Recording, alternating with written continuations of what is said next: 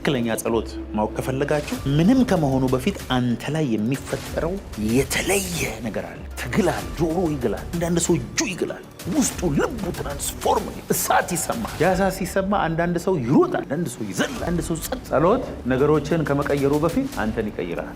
ጌታ ኢየሱስ ጸልዩ እንደዚህ ብላችሁ ጸልዩ አለ። ፈቃደ በሰማይ እንደሆነ እንዲሁም በምድር ትሁን። እግዚአብሔር በሰማይ ያለውን ሐሳቡን ወደ ምድር ትራንስፈር ማድረጊያ መንገዱ ጸሎት ይባላል። ጸሎት ንግግር አይደለም፣ በዛ ላይ አይቋረጥም። እዚህ ውስጥ ያለው እሳት ግለት ሁሌ መቀጠል። ከሰው ጋር ቁጭ ብለህ እየጸለይክ አውራ። በውስጥ ጮህ። ሰው እኮ አይሰማም፣ እግዚአብሔር ይሰማል። ሁሌ በመንፈስ የሚቃጠል ሰው አለ፣ ሁሌ የሚዘምር ሰው አለ። መንፈስ ይሙላባችሁ እንጂ በወይን ጠጅ አትስከሩ። እንዴት? በመዝሙርና በዝማሬ በመንፈሳዊ ቅኔ ለጌታ በልባችሁ ተቀኙና ዘምሩ። አይቀርም። ሁል ጊዜ በልቡ ለጌታ የሚቀኝ ሰው ኮንቲኒየስ የሆነ ኢንፊሊንግ ኦፍ ዘ ሆሊ ስፒሪት ያገኛል። እዚህ ነው ጠዋት ስትነሳ አፍህ በመዝሙር የሚሞላው። እግዚአብሔር እድል እየሰጠ ምን ቀን የትኛው ሰዓት ላይ እግዚአብሔር እንደሚመልስ ስለማታቅ፣ የትኛው ሞመንት ላይ ኮኔክት እንደምታረግ ስለማታቅ አታቋርጥ። ኮንቲኒየስ የሆነ ጸሎት። ጸሎት ዝም ብሎ ከእግዚአብሔር ጋር መነጋገር አይደለም፣ እግዚአብሔር ጋር ፓርትነር መሆን ነው። አንደኛ ቆሮንቶስ 3:9 የእግዚአብሔር እርሻ ናችሁ፣ የእግዚአብሔር ሕንፃ ናችሁ፣ ከእርሱ ጋር አብረን የምንሰራ ነን። ከእግዚአብሔር ጋር አብሮ ሰራተኛ። ስለ ጸሎት ስታስቡ ይህን እንድታስቡ ነው። የእግዚአብሔር ፓርትነር ሌበረር ቱጌዘር፣ አብረን የምንሰራ አብሮ ሰራተኛ። ጸሎት ከእግዚአብሔር ጋር አብሮ ሰራተኝነት፣ ከእርሱ ጋር አብረን የምንሰራ። በጣም ነው የሚገርም። ኢን ዘ ስፒሪት አብሮ ሰራተኛ ሌበረርስ ዊዝ ጋድ። ስንጸልይ ከእግዚአብሔር ጋር አብረን እንድንሰራ ራሳችንን እያደረግን ነው ማለት ነው። እግዚአብሔር በእኛ አልፎ እንዲሰራ ሌበረርስ ዊዝ ጋድ። አይገርምም? ከእግዚአብሔር ጋር ዝም ብለን እኛ እያወራን እሱ እየሰማ የምናደርገው የሆነ ሞኖሎግ አይደለም። እኛ ለእግዚአብሔር በእኛ አልፎ እንዲሰራ ፈቃድ እየሰጠን ነው። ስራ በኔ፣ እለፍ በኔ፣ ሀሳብን በኔ እያለን ስንጸልይ ስለ ልመና ብቻ የምናስብ ከሆነ እነሳሳታለን። ልመና ብቻ አይደለም ጸሎት፣ ራሳችንን ከእግዚአብሔር ሀሳብ ጋር አላይን ማድረግ ማለት ነው ጸሎት። እግዚአብሔር በእኛ በኩል አልፎ እንዲሰራ፣ የእግዚአብሔር ኪንግደም የእግዚአብሔር መንግስት በዚህ ምድር እንዲሰራ ራሳችን ማስተካከል ማለት ነው። እዚህ ቸርች ውስጥ አሁን ቴሌቪዥን ትቼ ሰክቼ በከፍት ዲሽ ላይ ሰቅዬ በከፍት ቁጥር ስፍር የሌለው ቴሌቪዥን ማየት ይችላለሁ። እውነት ውሸት? ቸርች ስለሆነ የሙስሊም ፍሪኩዌንሲ አይገባም፣ እዚህ መንዙማ አይገባም። ይገባል አይገባም? ይገባል። አሁን እዚህ ቁጭ ብለን ስንት ሰው ስንት ቴክስት እየገባለት ነው፣ እኛ አላየንም እንጂ። በአይን የሚታይ ቢሆን ቴክስት ያንዳንዱን በኢየሱስ ስም ብለን ነው የምንሰማው። ከአሜሪካ ይገባል፣ ኖቲፊኬሽን ይገባል፣ ስልክ ይደወላል። እኛ ጋር ብቻ አይደለም ደግሞ እዚህ አየሩ ላይ የሚተላለፍ የዌቭ አይነት ብዛቱ። ሪሲቨር ካለ የማታየው ጉድ የለም። የምትፈልገውን ለመስማት ግን ቁጥሩን ማስተካከል አለብን። ሬዲዮን ኤፍኤም 97.1 የሚባል ነበር እኛ ልጆች ሆነን። አሁንም አለ እንዲያው ነው 97.1.2 ብታረግ ሌላ ነገር ነው የምሰማው። ጸሎት እንደሱ ነው። የእግዚአብሔር ሐሳብ በኔ በኩል እንዲያልፍ ከእግዚአብሔር ጋር ቁጥሯን ማስተካከልበት ኮሌበር ለመሆን ከእግዚአብሔር ጋር አብሮ ሰራተኛ ለመሆን እግዚአብሔር በኔ እንዲስማማ ሳይሆን እኔ ከእግዚአብሔር ጋር የምስማማበት መንገድ። ይሄ ቃል እኮ በነገራችን ላይ በጣም ነው። ከእርሱ ጋር አብረን የምንሰራ ነን። ከማጋ የሰማይና ምድርን ከፈጠረው እግዚአብሔር ጋር የኔን ሲስተም ሁሉ በቃሉ ካመጣው ጋር ባናቴ ላይ ያለውን ጸጉር በቁጥር ከሚያቀው ጋር ዩኒቨርሶችን ሁሉ በአንድ ቃል ጠርቶ ወደዚህ ምድር ካመጣው ጋር አብሮ ሰራተኛ። እኔን ተራ ማድረግ ከሞከር አድጋ ውስጥ ነው። ሰው እኮ ናሳ ነው መሰራው ብሎ እኔ እኮ የጠቅላይ ሚኒስቴር ቢሮ አማካሪ ነኝ ብሎ ያሳያል። እኔ ይኸውልህ ከዩኒቨርስ ሁሉ ጌታ እስኪ ከእግዚአብሔር ጋር አብሮ ሰራተኛ ነኝ ብሎ ከእግዚአብሔር ጋር አብሮ ሰራተኛ ነኝ። ጌታ ኢየሱስ ጸልዩ እንደዚህ ብላችሁ ጸልዩ አለ። ፈቃደ በሰማይ እንደሆነ እንዲሁም በምድር ትሁን። እግዚአብሔር በሰማይ ያለውን ሐሳቡን ወደ ምድር ትራንስፈር ማድረጊያ መንገዱ ጸሎት ይባላል። አንተ ይኸውልህ ከኢቢሲ ገንዘብ ከኔ አካውንት ወደ አንተ አካውንት ማስተላለፍ ይቻላል። አይቻልም? ይቻላል። አካውንት ላይ ብር ከሌለ አይቻልም። በቂ ሂሳብ የለውም ይላል። እግዚአብሔር ከሰማይ ያለውን ሐሳቡን ወደ ምድር ትራንስፈር ማድረጊያ መንገዱ ጸሎት ይባላል። ይሄኛውን በደንብ እንድታስቡ ፈልጋለሁ። ዳውንሎድ ነው የምታደርጉት። እሺ አሁን ይሄ ትምህርት የሚያናድዳቸው አሉ። ቢናደዱ ምን ይክል ልንገራቸው። እግዚአብሔር የሰው ልጅ በኤደን ገነት ሲፈጥረው በሽታ ነበር? ድህነት ነበር? ግራ መጋባት ነበር? ጨለማ ነበር? እሺ ከሞትን በኋላ ወደ ሰማይ ስንሄድና እዛ ስንኖርስ ጨለማ አለ? ሞት አለ? በሽታ አለ? ግራ መጋባት አለ? አልነበረምም፣ የለም። አሁን ግን አለ። ስለዚህ በሽታም ሆነ ድህነት፣ ጨለማም ሆነ አጋንንት ለኛ የእግዚአብሔር ፕሮግራም አይደለም ማለት ነው የምትሉ ውሰዱ ነው ብሎ እየተከራከሩ ያሉ ምድር ላይ ስላሉ እኮ ነው። እግዚአብሔር እዚህ ምድር ላይ መከራህን በልተህ በእከክ አልቀህ መንግሥተ ሰማያት መሄድ አለብህ ብሎ የሚያምኑ ሰዎች አሉ። ውሰዱት። አንዳንዶቹ ደግሞ እግዚአብሔር እዚህ ምድር ላይ አንደላቆ ብቻ ነው የሚያኖርህ ብሎ ደግሞ የሚያምኑ አሉ። ይኖሩ አላየንም፣ እሱም የለም። የእግዚአብሔር ፈቃድ ግን ለእኔና ለእናንተ በጎና ደስ የሚያሰኝ ፍጹም ነው። ስለዚህ የሰው ልጅ ኃጢአት ሰራ። ኃጢአት የተነሳ በኃጢአት በር በኩል ነው ሞትም፣ ጨለማም፣ በሽታም፣ ኮንፊውዥንም፣ ጦርነትም፣ ቸነፈርም፣ ምድር መንቀጥቀጥም ሁሉም የገባበት በር ኃጢአት ይባላል። ኃጢአት የሚባለው ደግሞ ኢየሱስ ራሱ ኃጢአት ሆኖ ኃጢአተኛ ሳይሆን ራሱ ሙሉ በሙሉ ኃጢአት ሆኖ በቀራንዮ መስቀል ላይ ተሰቀለ። ኃጢአት ዋጋ ተከፍሏል? አልተከፈለም? ስለዚህ በኃጢአት ምክንያት የመጡብንን ነገሮች ሁሉ በጌታ በኢየሱስ ክርስቶስ በማመን በሱ የሆኑልንን ነገሮች ሁሉ በማሰላሰልና በመረዳት ከዛ ውስጥ ዕለት ዕለት እየወጣን እንሄዳለን ማለት ነው። መንፈሳችን ለዘላለም ድኗል። ነፍሳችን ፕሮሰስ መዳን ላይ ነው። ስጋችን ደግሞ ጌታ ኢየሱስ ሲመጣ የሚበሰብሰው የማይበሰብሰውን ሆኖ ይቀየር። ይሄው ዋጡት፣ እምቢ ቢላችሁም ዋጡት። ስለዚህ በሰማይ እግዚአብሔር ለእኔ ምንድን ነው ያለው ሀሳብ? ለምድሬ ምንድን ነው ያለው ሀሳብ? የእግዚአብሔር ሀሳብ በሰማይ ምንድን ነው? ያንን ወደ ምድር የመሳቢያ መንገድ ጸሎት ይባላል። ፈቃድ በሰማይ እንደሆነች እንዲሁ በምድር ትሁን፣ መንግስት ትምጣ። ስለ እግዚአብሔር መንግስት አስተምራቸዋለሁ። እግዚአብሔር መንግስት የት ነው? የእግዚአብሔር መንግስት የት ነው? የእግዚአብሔር መንግስት በውስጣችሁ ነው። የአማርኛው በመካከላችሁ ናት ይላል። የእንግሊዝኛው within you the kingdom of God is in you። እግዚአብሔር መንግስት ደግሞ ምንድን ነው? ጽድቅና ሰላም በመንፈስ ቅዱስ የሆነ ደስታ። ቴክኖሎጂ ነው፣ ዲቫይን ቴክኖሎጂ ነው። ሰማይን ወደ ምድር ማውረጃ መንገድ ይባላል። የጻድቅ ሰው ጸሎት በስራዋ እጅግ ኃይል ታደርጋለች የሚለው ምንድን ነው? the prayer of a righteous man makes tremendous power of heaven available ነው። በሰማይ ያለን ሐሳብ፣ በሰማይ ያለን ኃይል ወደዚህ ምድር የምንስበበት መንገድ። ስለ ጸሎት ሲገባን ነው ጸሎታችን ስራ የሚሰራው እንጂ ጸሎት ያንተን የችግር ሊስት፣ ያንተን የአስቤዛ ሊስት፣ ያንተን የቤት ኪራይ ሊስት ለእግዚአብሔር ማንበብ አይደለም። እግዚአብሔር ሆይ የቤት ኪራይ ልቀቅ፣ የቤት ኪራይን ያስክ። አንዳንድ ጊዜ ግን ሰይጣንን ሱፐር በቃ ሁሉን ቻይ እንደምናደርገው ታውቃላችሁ። ምን ነው የሚይዘው? ምን ብዙ ሰምታችኋል። የድሮ ታሪክ ሰውየው በሁለት እግሩ ሁለት ዛፍ ሲወጣ ሰይጣን ብሎ ጮኋል። ምን ሆንክ ይሉታል። በእኔ ሊያሳብብ ነው ሁሉን ነገር ሰይጣን ላይ ማላከክ ትክክል አይደለም። መንፈሳዊ ውጊያ ባለፈው ነግሬያችኋለሁ። ወጣ ማለት አይደለም። ሰይጣን እሱን አይፈራም። ሴቶች ራሳቸው በወንድ ድምፅ ነው የሚጸሉት። ነቢያት አይታችኋል። የሰራዊት ጌታ እግዚአብሔር እንደዚህ ይላል ካላሉ እግዚአብሔር የተናገረ ስለማይመስላቸው ሰዎችም ደስ አይላቸው። እኔ አገልግሎት ሲጀምር ወንድሜ ስምህ ገሌ ይባላል ምናምን ሲባል ከጌታ አይደለም አሉ። አይኑን አይጨፍን፣ ድምፁን ጎርንና ያደርግ። አያቸው በሰማይ ተደብቆ ያለ የተቀመጠልህን በረከት እንዲህ ሽፍት ዳይቨርት የምታደርግበት መንገድ ጸሎት ይባላል። እስቲ አሜን በሉ። ኢትዮጵያዊ ምን እንደሚያምን ልንገራችሁ። ደግሞ ልክ ነው። ሰላቢ የሚባል መንፈስ ታውቃላችሁ? ሰላቢ መንፈስ ሰምቼ አውቃለሁ። ያልሰማለ ሰላቢ ምን መሰለ? ዳይቨርት የሚያደርግ መንፈስ ማለት ከዚህ ቤት ያለውን እንጀራ ወደዛኛው ቤት ይወስዳል። እዚህ ቤት ሽንኩርት ነበረ፣ ለጠንቋዩ ቤት ይወስድለታል። ሽንኩርት ተንከባሎ ይሄዳል። ውሸት መስሏችሁ ነው አይደል? የምር እኮ ነው። የሰላቢ መንፈስ ይባላል። ዲቫይን ቴክኖሎጂ ነው። እናንተ ቤት ያለ አንድ ኩንታል ጤፍ በሳምንቱ ያልቃል በሰላቢ መንፈስ። እነዛ ሰዎች 25 ኪሎ ነው የገዙት። ይኸው 3 ወራቸው የበሉት ያንተን ሰላቢ መንፈስ። ልክ እንደዚሁ እግዚአብሔር ደግሞ በሰማይ ያስቀመጠልህን ነገር በጸሎት እንደዚህ ያደርጋል።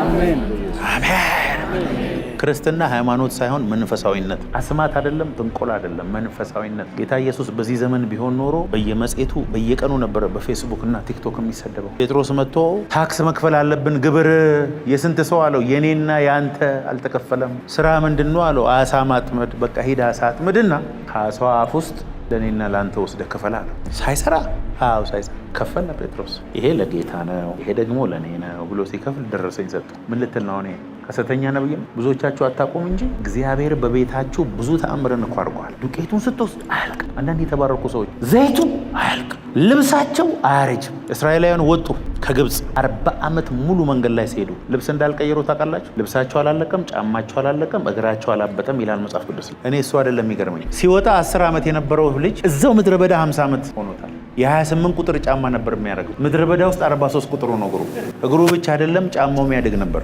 ልብሱም ላዩ ላይ ያድግ። ልብሳችሁ አላጠረም አይልም እንዴ? ሰውየው ስላደገ ብቻ እኮ አይደለም። የምድረ በዳው ፀሐይ ራሱ ሊያሳጠረው ይገባ ነበር። እግዚአብሔር ግን ልብሱንም ያሳድግለት ነበር።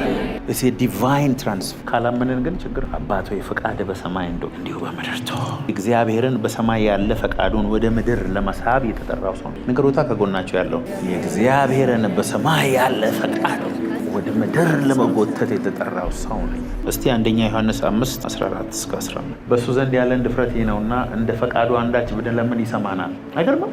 when you are in alignment with the will of God እግዚአብሔር ይሰማል። እግዚአብሔር ፈቃድ ፐርፐስ፣ እግዚአብሔር ሐሳብ፣ እግዚአብሔር የመንፈስ አሰራር ራሴን in alignment ካስቀመጥ ይሰማኛል ማለት ነው። ጸሎት መንፈሳዊ መሳሪያ ነው። ጸሎት መንፈሳዊነት ነው። ከፊዚካል ነገር ጋር የሚያገናኘው ነገር የለም። የእጃችን እንቅስቃሴ ወደ ላይ መዝለላችን፣ መንበርከካችን፣ መንከባለላችን ጋር ምንም ግንኙነት የለውም። ብዙ ሀገር ብትሄዱ ትሰናከላላችሁ ሲጸልዩ። አንዳንድ ሀገር ስትሄዱ መባ መጥተው እዚህ ጋር የሚሰጡት አክሮባት እየሰሩ አክሮባት ሊትራሊ አክሮባት ግልብጥ እያሉ እንደ ባስኬትቦል።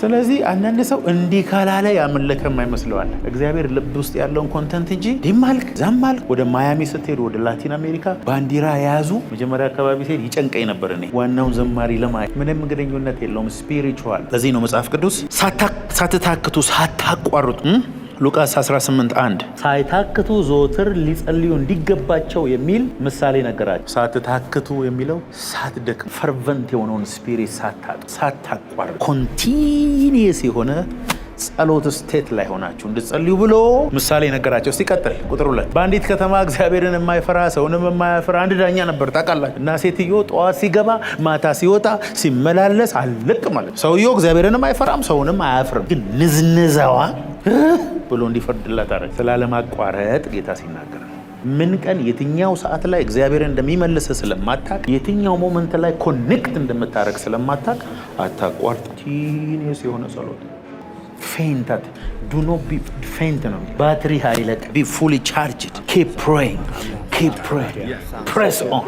ከዛ በኋላ አንድ ቀን እግዚአብሔር ይመልሳል።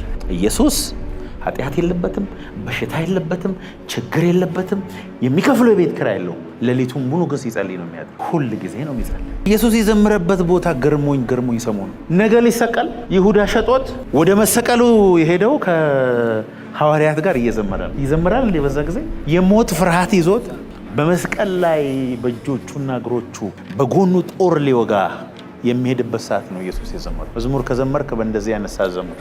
ጸሎት ንግግር አይደለም፣ በዛ ላይ አይቋረጥም። እዚህ ውስጥ ያለው እሳት ግለት ሁሌ መቀጠል። ከሰው ጋር ቁጭ ብለህ እየጸለይ ካውራ ጩህ፣ በውስጥ ጩህ። ሰው እኮ አይሰማም፣ እግዚአብሔር ይሰማል። አንዳንድ እኮ መዝሙር ከመዝሙሩ ጋር አብራችሁ እየዘመራችሁ ቀርታችሁ መዝሙሩን ዘግታችሁ ብሰሙት እንደዚህ አይነት አስቀያሚ ድምፅ። እግዚአብሔር ግን በጣም ቤስት አድርጎ ነው የሚሰማው። አንተ ሪትም ነው ከውስጥ የሚወጣው። ሐዋርያው ጳውሎስ በምድር ላይ ካሉ ሰዎች ሁሉ የበለጠ ልሳን እናገራለሁ ብሏል። ከሁላችሁ የበለጠ ልሳን የምናገረው እኔ ነኝ ብሏል። ሳታቋርጡ ዘወትር የምትጸልዩ ከሆነ ለእግዚአብሔር ሐሳብ ራሳችሁን ኢን አላይመንት አስቀምጣችኋል ማለት ነው። ስትቀመጥ፣ ስትነሳ፣ ስትሄድ፣ ስትተኛ፣ ስታነብ፣ ስትበላ፣ ስትጠጣ፣ ሬስትሩም ስትገባ፣ ቁርጥ ስትከትፊ፣ እንጀራ እየጋገርሽ፣ አልጋ እያነጠፍሽ፣ ኳስ እየተጫወትክ እየጋልክ 1 ወር 2 ወር 6 ወር እየጋልክ ከሄድክ በኋላ ኢትስ ኢምፖሲብል። አንተ ስፒሪቹዋሊ ክንፍ አውጥተህ እየበረርክ ነው ያለ። ወሬ ቀንሱ፣ ምግብ ቀንሱ፣ ቲክቶክ ቀንሱ፣ ጸሎት ጨምሩ። ህይወታችሁ በ20 ዓመት የማትደርሱበትን ቦታ እግዚአብሔር ሲያደርሳችሁ ታያለ። ሳትታክቱ ዘወትር ጸልዩ፣ እንደዛች መበለት አታቁ እያለ ያለው እግዚአብሔር ቃል ሉቃስ 9:29 ሲጸልይም የፊቱ መልክ ተለወጠ፣ ልብሱም ተብለጭልጮ ነጭ ሆነ ነው ኢየሱስ ሲጸልይ። ሐዋርያትም ሲጸልዩ ተቀምጦ የነበሩበት ቤት ተናወጠ። ትክክለኛ ጸሎት ማወቅ ከፈለጋችሁ ምንም ከመሆኑ በፊት አንተ ላይ የሚፈጠረው የተለየ ነገር አለ። ትግል አለ። ጆሮ ይግላል፣ አንዳንድ ሰው እጁ ይግላል፣ ውስጡ ልቡ ትራንስፎርም እሳት ይሰማል። ያ እሳት ሲሰማ አንዳንድ ሰው ይሮጣል፣ አንዳንድ ሰው ይዘላል፣ አንድ ሰው ጸሎት ነገሮችን ከመቀየሩ በፊት አንተን ይቀይራል፣ ውስጥህን ያግለዋል፣ ያነቃቃል፣ እንደ ጋለ ብረት ያደርጋል። ለዚህ ነው በመንፈስ የምትቃጠሉ ሁኑ ወይም የጋለ መንፈስ ይኑራችሁ የሚለው። ለዚህ have a fervent spirit። የጋለ ብረት ታውቃላችሁ፣ እንደሱ ሁኑ ነው የሚለው። እንደ ሰው ሁሌ የጋለ ነው። ሁሌ በመንፈስ የሚቃጠል ሰው አለ። ሁሌ የሚዘምር ሰው አለ። መንፈስ ይሙላባችሁ እንጂ በወይን ጠጅ አትስከሩ። እንዴት? በመዝሙርና በዝማሬ በመንፈሳዊ ቅኔ ለጌታ በልባችሁ ተቀኙና ዘምሩ። አይገርምም? ሁል ጊዜ በልቡ ለጌታ የሚቀኝ ሰው ኮንቲኒየስ የሆነ ኢንፊሊንግ ኦፍ ዘ ሆሊ ስፒሪት ያገኛል። እዚህ ነው ጠዋት ስትነሳ አፍ በመዝሙር የሚሞላው። እግዚአብሔር እድል እየሰጠ ነው። እዚህ ነው ወንድሞች ጠዋት ጠዋት ጺማቸውን ሲላጩ ጸጉራቸውን ሲያበጥሩ ሰምታችሁ የማታውቁትን ፉጨት ትሰማለህ። ሄቨንሊ ፍሪኩዌንሲ ጋር እግዚአብሔር ሊያገናኝ ነው። ለምን? አእምሮ ገና በብዙ ነገሮች አልተያዘም። ሌሊቱን በሙሉ እየታጠበ ስለነበረ ጠዋት ስትነሳ ልብ ውስጥ መዝሙር ሲመጣ መዝሙሩን እየዘመርክ ልሳን እየተናገርክ እንደ ፓራሹት ውስጥ ያለው ነገር እየተከፈተ ከሄደ ሙሉ ቀን ደስታ ያንተ ነው። ስለዚህ ቀናችሁን ስትጀምሩ በመነዛነዝ አትጀምሩ፣ በመዝሙር ጀምሩ። እግዚአብሔር ያለ ማንም የለም። መኖሪያ የዘላለም መስታወት ፊት ቆማችሁ ዘምሩ፣ ተናገሩ፣ መንፈሳዊ ሁኑ።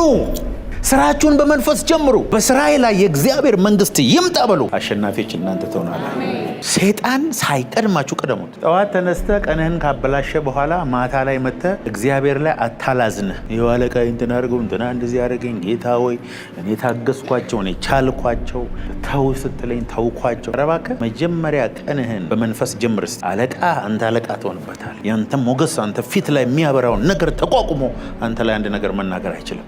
አውቶቡስ ውስጥ ስትገባ፣ መኪናው ስትገባ፣ መስሪያ ቤት ስትገባ፣ ትምህርት ቤት ስትገባ ዩኒክ ሰው ሰዎች ይሰሙሃል፣ ትሰማለህ፣ ትታያለህ። አልሆነ ገና ካልጋ ስትነሳ በቲክቶክ የሚጀምር ከሆነ አስቸጋሪ። ካልጋ ላይ እንደ ጄኪ ቻን በልሳን ነው መነሳት። በመንፈስ የምትቃጠሉ የማትበርዱ የሆነ ለኔጌቲቪቲ ለማኩረፍ ፊት ለማርዘም ተስፋ ለመቁረጥ የማትመቹ ሰው ሆኖ ውስጥ እንዲህ ብሎኝ ያውቃሉ ጓደኞች። መቼ ነው አንተን አዝነ ተስፋ ቆርጠ የምናየው? መቼም አታዩ። እኔን ይሄ ብሉ የሚባል ቀን ሁሉ ነገር ጨላልሞ መሄጃ አጥቼ ግራ ገምቶኝም አታዩኝ። እንዲያውም እኔ በጣም ያዘንኩ ቀን፣ ተስፋ የቆረጥኩ ቀን ምን አይነት ሰው እንደሆንኩ ልንገራችሁ። ወይኔ ልሳኔ እንደዛ መዝሙሬን ከፍቼ ከሴጣን ጋር ፊት ለፊት እንጂ ዋጋ ያለው እዚህ ሞከርኩም ቢ በዚህ ሞከርኩም በዛኛው ሞከርኩም። ተስፋ ቆርጬ ከደቂቃዎች በኋላ እንደገና ስነሳ ነው። ተስፋ ቆርጠህ ታውቃለህ ወይ? ብዙ ጊዜ። ሞትን ተመኝተህ ታውቃለህ ወይ? ብዙ ጊዜ። እዛ አልቆይም ግን ከሆኑ ደቂቃዎች በኋላ ምን እንደሚያስፈነጥረኝ አላውቅም። ብድግ ብዬ ነው መለስ። ምን ብሎ አንዳንድ ሰው አለ ሁሉም ነገር በቃ በኔጌቲቭ ምንም ብታርጉለት ምንም ቢሳካለት ለማመስገን፣ ለመዘመር፣ ለመሳቅ፣ ለመደሰት የማይፈልግ ሰው አለ። እንዲያው መሳቅ ኃጢአት የሚመስለው ሁሉ አለ። ረጅም ከሳቀ ሁሉ አይታችሁ አታውቁም? አይስቅም፣ አይደሰትም፣ ምንም የለም። አንዳንድ ሰው ደግሞ ሰው አይቶ ነው ለመሳቅ ራሱ ሌሎች ስቀዋል ወይስ ለማጨብጨብም። አንዳንድ አገልጋዮች አለው እነገሌ ጋር ከሄድክ ትሰደባለህ ከተባለ አይሄድም። ምንም በራሱ አቋም የሌለው ሰው አታይ። የሆኑ ሰዎች በርከት ካሉ ይሄዳል፣ እዚህኛው ካሉ እዛ ጋር ይሄዳል። ይሄ በሕፃንነቱ ቡሊ ሲደረግ ያደገ የራሱ አቋም የለው ማለት ሲጨቆን ያደገ ሰው በምን እንደምታውቁ ታውቃላችሁ? በክራውድ ውስጥ ነው መደበቅ የሚፈልገው። ራሱን ሆኖ ትልቅ መሆን ፍላጎት የለው። እንደሱ አይነት ሰው ደግሞ መቼም ትልቅ ሲሆን አታዩት። የለውማ የራሱ አይደንቲቲ። በራሱ ከለር ለመቆም ፈቃደኛ አይደለም። ለክሪቲክስ፣ ለስድብ፣ ለመነቀፍ ያልተዘጋጀ ሰው ትልቅ ሰው መሆን አይችልም። መሰደብ የማትፈልግ ከሆነ ትልቅ ለመሆን አትሞክር። ሐዋርያት ሥራ 10:9 እስከ 11 ጴጥሮስም በነገው ሄዶ ወደ ከተማም ሲቀርቡ ጴጥሮስ ከ6 ሰዓት ያህል ይጸልይ ዘንድ ወደ ጣራ ወጣ። እሺ ተገነት ነው ነገሩ። ተርቦም ሊበላ ወደደ። ሲያዘጋጁለትም ሳሉ ተመስጦ መጣበት። እስቲ ተመስጦ መጣበት በሉ። ምስጥ አለ። 6 ሰዓት ሙሉ ጸልዩ። ተመስጦ ታውቃላችሁ? ትራንስ ብዙ ሰዎች እንደ ኃጢአት ነው የሚያዩት። ሰው እየጸለይክ ስትሄድ በተመስጦ ትገባለህ ወደ ውስጠኛው ክፍልና እዚህ ምድር ሁን ሰማይ ሁን አየር ላይ የበረርክ ይሁን ምድር ላይ ቆመ ይሆን አታውቅም። ስምጥ ብለህ ወደ ውስጠኛው ክፍል ትገባለህ። ጸሎት ኮንሲስተንሲ ነው። መጠበቅ አለብህ። ፍሰቱን ማወቅ አለብህ። ምኑ ጋር እንደምትገባ ማወቅ አለብህ። እስከ ምን መዘመር እንዳለብህ ታይሚንጉን ማወቅ አለብህ። ልሳን መቼ መናገር እንዳለብህ ማወቅ አለብህ። እንዴት መፍሰስ እንዳለብህ ማወቅ አለብህ። ወደ ተመስጦ እንዴት እንደምትገባ ማወቅ አለብህ። ከዛ በኋላ ሰማይ ሪል ነው የሚሆንልህ። የእኛ ሀገር ጸሎት በጣም ልክ አይደለም። ልመና ብቻ አይደለም ጸሎት። ወደ ፕሬዘንሱ መግባት ነው። ወደ ህልውናው መግባት ነው። ወደ ቅድስት መግባት ነው። እሱ ወዳለበት መዝለቅ ነው። እሱን መንካት ነው። አሜን አትሉ? ኃይል ማውጣት ነው። ዝቅ ማለት ነው። ሀምብል መሆን። ኢየሱስ ወደ ኢየሩሳሌም የገባው በምንድን ነው? ምን ላይ ቁጭ ብሎ ነው? አህያ ላይ ቁጭ ብሎ ነው። አህያ ማለት በነገራችን ላይ ትህትና ማለት ሰላም ማለት። በዛን ዘመን ነገስታት ወደ ሌላኛው ንጉስ በፈረስ ከሄዱ ጦርነት፣ በአህያ ከሄዱና ከሩቅ ሲያያቸው አህያ ከሆነ ለሰላም ነው የመጣን ማለት። ኢየሱስ አህያ ላይ ቁጭ ብሎ አህያ ማለት ሀምብል ማለት ነው፣ ባህሪያ ማለት። አህያ የሚለው ቃል ኢያሱና ካሌብ በሉስ። ኢያሱ ማለት ኢየሱስ ማለት፣ የሹዋ ማለት። ወደ ተስፋይቱ ምድር የገቡት ኢየሱስና አህያው ነው ማለት። ሙሴ ድንጋዩን ሁለቴ ስለመታ አይደለም ወደ አዲሲቱ ኢየሩሳሌም ያልገባው፣ ስለማይገባ ነው። ህግ ነው። ህዝቡን ማድረስ ስለማይችል ነው። አይገባም። ሙሴ አይገባም። በህግ አይገባም። እስቲ በህግ አይገባም በሉ። የገባው ማን መሰላችሁ? ኢያሱ ነው። ኢያሱ ማለት ኢየሹዋ ማለት ከካሌብ ጋር ነው የገባው። ምን አትለው ምን ብለህ ደግሞ ዛሬ አህያ ልታረገን ነው? አዎ እኔ አንተ ባሪያ ነኝ ስትል እንደ አህያ ነኝ ማለት ነው። እሺ እላለሁ፣ እሰራለሁ፣ እታዘዛለሁ፣ የምትለኝን ሁሉ አደርጋለሁ ማለት። የማልጠቅም ባሪያ ነኝ ብሎ ያለው ለዚህ ነው። ስለ አህያ ብቻ አስተምራቸዋለሁ። ሌላ ግን ለምንድን ነው በአህያ መንጋጋ ነው 1000 ሰው የጨረሰው? አይደለም እንዴ? የሚገርማችሁ ከጨረሰ በኋላ በአህያ መንጋጋ ሁሉ ከሞቱ በኋላ በውሃ ጥም ሊሞት ደረሰ። ጌታ ሆይ አትደርስም ወይ? ይህን ሁሉ ድል ከሰጠኝ በኋላ ልሞት ነው ወይ ብሎ በዛ ምድረ በዳ ሲጮህ እግዚአብሔር ከአህያ መንጋጋ ውስጥ ነው ውሃ ያፈለቀለት። በትህትና ውስጥ ነው የሕይወት ውሃ ወንዝ ወደ አንተ ገሻ። አሜን በሉ፣ አሜን በሉ።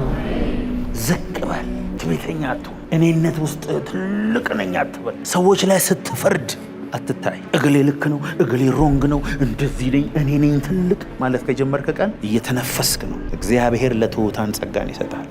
ትዕቢተኞችን ግን ምን ያደርጋቸዋል? ሰይጣን አይደለም የሚቃወመው፣ እግዚአብሔር ነው የሚቃወመው። ትዕቢተኛ ሰው በህይወቴ ፈርቻ አላውቅም። ለመሰላችሁ የእሱ ጠላት እግዚአብሔር ነው። የሚነፋፋ ሰው ያለ እኔ ሰው የለም የሚል ሰው እግዚአብሔር ራሱ መርፌው ልሁስ። ብዙ ያበጡ ሰዎችን አይተናል። ያበጣችሁ እዚህ እስካላችሁ እግዚአብሔር መርፌውን ከመላኩ በፊት ራስህ ብለህ ትሁቱ። ማንኛውንም ነገር አሎክ ማድረግ የምትፈልጉ ከሆነ እግዚአብሔር ኃይል በህይወታችሁ እንዲገለጥ ከሆነ በስራችሁ፣ በቢዝነሳችሁ፣ በትዳራችሁ ስታስቡ ጸሎትን ከፓወር ጋር ከመንፈስ ጋር አድርጋችሁ አስ ምክንያቱም ክርስትና መንፈሳዊ ነው። ላይፍ ኢዝ ስፒሪቹዋል። ህይወት መንፈሳዊ ነው። የመጣ ነው ከመንፈሳዊ ዓለም። ህይወትን ከመንፈስ አንጻር ካያችሁ ብቻ ነው ፉል አንደርስታንዲንግ የሚኖራችሁ፣ ከብዥታ የምትወጡት። አታመናፍስ የሚሏቸው ሰዎች አሉ አይደል? እኔ እላችኋለሁ አመናፍሱ። ማመናፈስ ነው ያለብን። ሃይማኖተኞች አትሁኑ፣ ስፒሪቹዋል። ጴጥሮስ በዛ መመሰጥ ውስጥ የገባው እኮ ትናንትና ጣቢታን ከሞት አስነስተው ነው። ይህ ጴጥሮስ ሳየው በጣም መዝናናት የሚወድ አይነት ሰው። ባህር አጠገብ ነው ባይዘው ቤቱ እና ሰገነት አለው።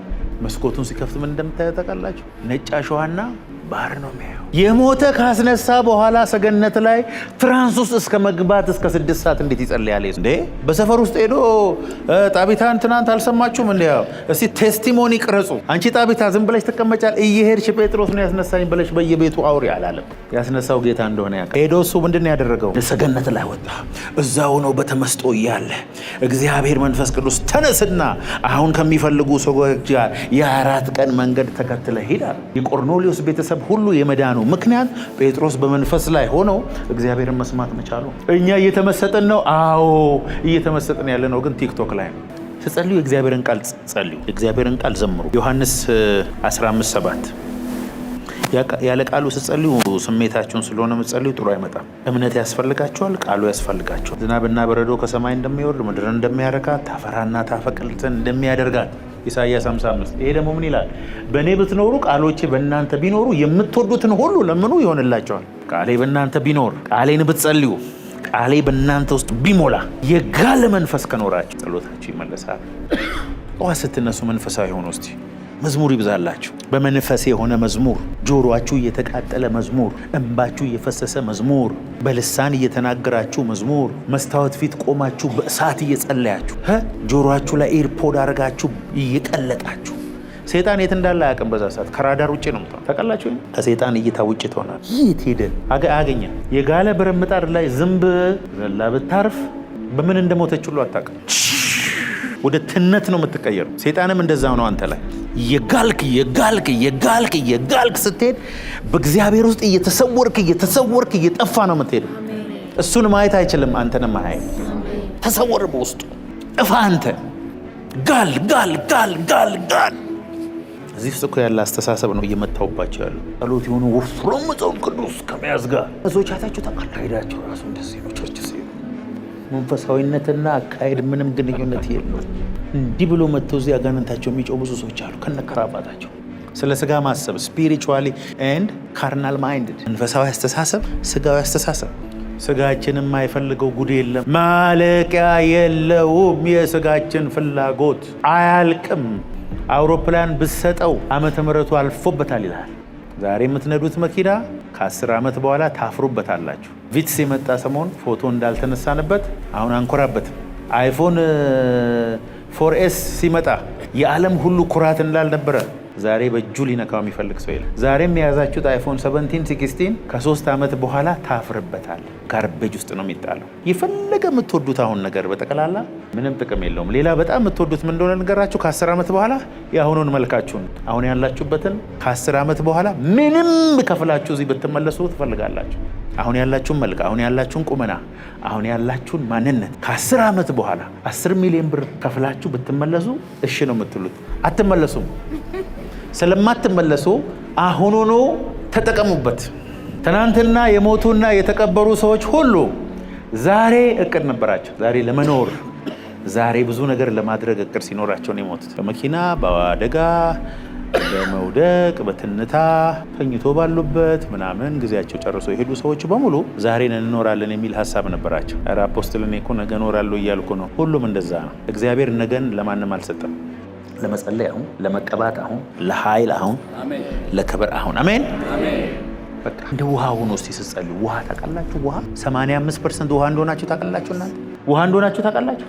እስቲ ውሃ እንደሆንኩ አውቃለሁ የሚሉ በእግዚአብሔር ተአምር ቆሞ የሚሄድ ውሃ ናችሁ። አጥንታችሁና ቆዳችሁ አንድ ላይ ቢመዘን 15% ነው። 85% ቦጭ ቦጭ ቦጭ ቦጭ ቦጭ ቦጭ እንደ ወተር ሜለን ናችሁ። ውሃ ብትጨመቅ ውሃ ነው የሚወጣው። ውሃ ደግሞ ከየትኛው ፍጥረት በላይ ቃል ይሰማል። እዚህ ቃልህ መጀመሪያ ለአንተ ውሃ ንገረው። መስታወት ፊት ቁምና ከተወለድኩ ጀምሮ አይቼ የማላቀውን ደስታና ሰላም ዛሬ ሙሉ ቀን አየዋል። ደስታ ለካ ውሳኔ ነው። ዛሬ ዝም ብዬ ስፍለቀለቅ ነው ሙሉ። ዛሬ የሚያጋጥመኝ የደስታ መዓት በጌታ በኢየሱስ ስም ይገርማል። ደስታ እንዴት እንደሚሰማ አይታወቅም። ከችላል በቃ ዝም ብሎ ያም ያስቃል፣ ይሄ ያስደስታል። አንዳንድ ሰው ግን ወስኖ ነው እኔ ከሆንኩ ደስታ ጋር ተገናኝቼ አላት። ምን ደስ የሚል ነገር አለ ላለመደሰት? ኢኮኖሚ ነው የሚያስደሰተው? አካውንቴ ላይ ብር ኖሮ ነው የምደሰተው? ደስ የሚል ኖሮኝ ነው የምደሰተው? ምን የሚያስደስት ነገር አለ? አትደሰታ። በሳምባ ውስጥ ያለው አየር ብቻ ያስደስታል። የሚራመደው እግር ብቻ ያስደስታል። አይናቸው የጠፉትን ሰዎች ሄደ ጠይቅ። ስለ ጊዜ እንዲገባቸው የምትፈልጉ ከሆነ ይኸውላችሁ፣ ስለ 1 ዓመት ጥቅም ማወቅ የምትፈልጉ ከሆነ ዓመቱን በሙሉ ተምሮ ኤፍ ያገኘን ተማሪ ጠይቁ። ወይኔ ዓመቴ፣ ወይኔ ዓመቴ፣ ወይኔ ዓመቴ ይላል። 1 ወር ጥቅሙን የምታውቁ ከሆነ የቤት ኪራይ የደረሰበትና ብር የሌለውን ሰው ጠይቁ፣ ወይ ደግሞ ቤት አካራይን ጠይቁ። የአንዲት ደቂቃ ምንነት ማወቅ የምትፈልጉ ከሆነ ገርል ፍሬንዱን እየጠበቃት ያለው ወንድ ጠይቁ። 1 ደቂቃ ዘላለም ነው የሚሆንበት። አትመጣም ወይ? አትመጣም። ተከንድም በሉ። ጣቱ እሳት ውስጥ የገባበትን ሰው ጠይቁ። ያለህን ጊዜ ተጠቀም፣ ያለህን መልክ ተጠቀም፣ ያለህን ኢነርጂ ተጠቀም። ለመደሰት ወስን። መንፈስ ቅዱስ የደስታ ምንጭ ነው። ደስታ መንፈሳዊ። ትናንት የነበረህን ዛሬ የሌለህን በማሰብ ፊትህን አታርዝም። ደስታ አትራክት የሚያደርገው መለኮታዊ በረከት አለ። ስትደሰት ብቻ የሚመጡ በረከት አይነቶች አሉ። እስካልተደሰትክ ድረስ ከቦታቸው የማይንቀሳቀሰዋል። ዝም ብለህ ባዶ ኪስህን መደሰት ሲጀምር ወደ አንተ የሚመጡ በረከቶች አሉ። ታውቃላችሁ? በማመስገን ብቻ የምትስቧቸው በረከቶች አሉ። ሃሌሉያ በማለት ብቻ ጠራኝ እንዴ ብሎ ወደ አንተ የሚመጡ በረከቶች አሉ። እግዚአብሔርን በባዶ በማመስገን ብቻ የሚመቱ ሰይጣኖች አሉ። አታውቁም አይደል? ይሄን በሌላ አይመቱም። ውጣ አይሄዱም። መታ ወጋው አይወጉም። በባልዲ ውሃ ብትረጭ አይሄዱም። ተመስገን ሃሌሉያ ስትሉ ማታመሰግን ከሆነ አሉ። ዛሬ ማታ በቤት ስትገባ እጆችን ዘርጋና ታንክ ዩ ሎርድ፣ አይኖቼ ስለሚያዩ አመሰግናል፣ እግሮቼ ስለሚሄዱ አመሰግናል፣ በሳምባይ ውስጥ አየር ስላለ አመሰግናል፣ የዘላለም ሕይወት ስላለኝ አመሰግናል። ምንድን ነው የምትጠብቁት? አንዳንድ ነገሮች እኮ እንደምታስቡት አይደለም። ስታገኟቸው ምንም የለም ውስጣቸው፣ ውሸት ነው። አንተ ውስጥ ያለውን ያህል ነገር ከዚህ በኋላ የምታገኘው ምንም ነገር የለም። አሁን ካለ የተሻለ የምታገኘው ብዙ ነገር የለም። ብቻህን ኮንፈረንስ አዘጋጅ። ቤት ደስተኛ ሰዎች አይታቸው አታውቁም? ፎቅ አለው ሰውየው፣ ቤቱ መኪና ቆሟል፣ አዝኗል። የቤቱ ሰራተኛ የእጅዋ የምታመጣለት እየሳቀች ነው። ጋሼ እጅዎትን ይታጠበች። ምንድን ነው የሚያስቅሻች? ደስተኛ ነኝ፣ በጣም ደስተኛ ነኝ የሚሉ ገጥሟቸው ያውቁ? ምግብ፣ መጠለያ፣ የምታድርበት፣ የምትበላውን ካለ ከ85% የዓለም ህዝብ ትበልጣለህ። የራስ ቤት ካለ፣ መኪና ካለ፣ ኬክ ቆርጠ ሌላ ሀገር መሄድ የምትችል ከሆነ ደግሞ 1% ውስጥ ገብተሃል። በቀን አንድ ጊዜ መብላት የማይችሉ በሚሊየን የሚቆጠሩ ሰዎች አሉ። ጎዳና ላይ የሚያድሩ በሚሊየን የሚቆጠሩ ሰዎች አሉ። ካላቸው ላይ ጨርቅ ማሳረፍ የማይችሉ በሚሊየን የሚቆጠሩ ሰዎች አሉ። ምን ያርግ እግዚአብሔር? እስቲ እኔ ቅያሪ ልብሶች አለኝ የሚል እጁን ያንስ። ያላነሳውን ይውልኝ በደንብ ልብስ ሰጠዋል። ጫማ አለኝ ቅያሪ፣ በቀን ቢያንስ 2 እና 3 ይበላለሁ የሚል፣ ከብቼ የማድርበት ቤት አለ የሚል። ከ85% የዓለም ህዝብ የተሻላችሁ ናቸው። ሂዱና ገብታችሁ በዓለም ላይ የተጠላ ጥናት 85% people in the world እናንተ ያላችሁን የላቸው። ሳምባ ከሰራ፣ ኩላሊት ከሰራ፣ እግር ከሰራ፣ አይነ ከሰራ፣ ጆሮ ከሰራ፣ ልብ ውስጥ ያለውን ህልም ሁሉ ነገር የማየት እድል በጣም ሰፊ ነው። አለማመስገንና የልብ ሄቪነስ ግን በሮችን ዘግቶብህ ከሆነ ዛሬ አስነጥሶን መልቀቅ አለብህ። ማመስገን አለብህ። እስቲ አመሰግናለሁ፣ ዛሬ አመሰግናለሁ፣ ልጆቼ ጤናሞች ስለሆኑ አመሰግናለሁ፣ እግዚአብሔርን ስለማገለግል አመሰግናለሁ፣ አገልጋይ በመሆኔ እኔ ኮምፕሌን አድርጌ አላውቅም፣ ስለ ኢየሱስ የመሰደብ እድል ስላገኘው ደስ ይለኛል። አንዳንድ ሰዎች በእኔ መሰደብ እነሱ ሲቃጠሉ ያለው እኔ አልቃጠልም እንዴ። ድሮ እኮ እንኳን ለአቅመ መሰደብ ይቅርና ጎረቤቶቼን ሁል ቀን ነው የምተዋወቃቸው። አያውቁኝ። ደህና ዋላችሁ? አዎ። እዚህ ሰፈር? አዎ። ኧረ ባለፈው ተዋውቀን ነበረ ከኔ ጋር። ማንም አያውቀኝ። በስንት መከራ ሰዎችን ስትተዋወቅ እንትና እኮ ነኝ የእንትና ልጅ እኮ ነኝ ምናምን ብለህ የምትኖር ሰውዬ እግዚአብሔር ቶፕ አድርጎ ከዛም ከዚህም የሚሰድቡ ከሆነ እድለኝነት። እግዚአብሔር ለአቅመ መሰደብ ያደርሳችሁ። አሜን አትልም? ሁሌ ሰዎችን ሄደ የገሌ ልጅ ነኝ ብለህ ከመተዋወቅ እግዚአብሔር ያድነ። ታመሰግን የምታጉረመርም ሁል ጊዜ እንደተበላሸ ሞተር ሳይክል የምትል ከሆነ እግዚአብሔር በህይወት ላይ ሊባርክህ ያለው ነገር አዘግይተኸዋል። በማጉረምረም አመስግኑ።